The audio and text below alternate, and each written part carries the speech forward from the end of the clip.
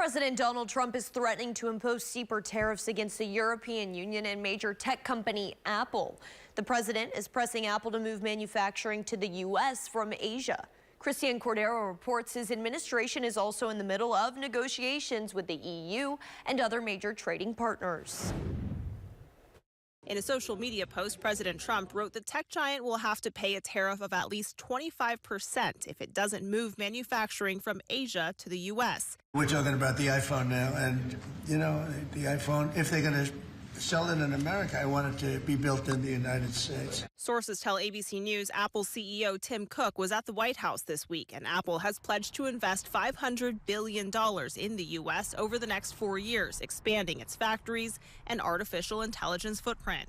But the consensus among industry experts is Apple cannot feasibly move its manufacturing operation from Asia to the U.S.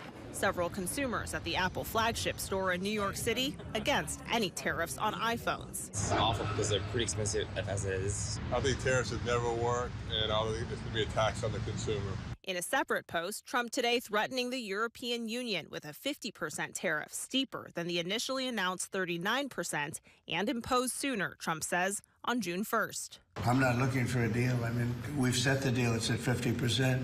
But again, there is no tariff if they build their plant here. I think the European Union cannot cave in and should not try to appease Donald Trump at this point. The experience of the last couple of months is that this U.S. president actually blinks.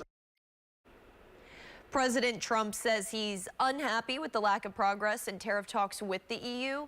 The Treasury Secretary said he hopes tougher tariffs will, quote, light a fire under the EU.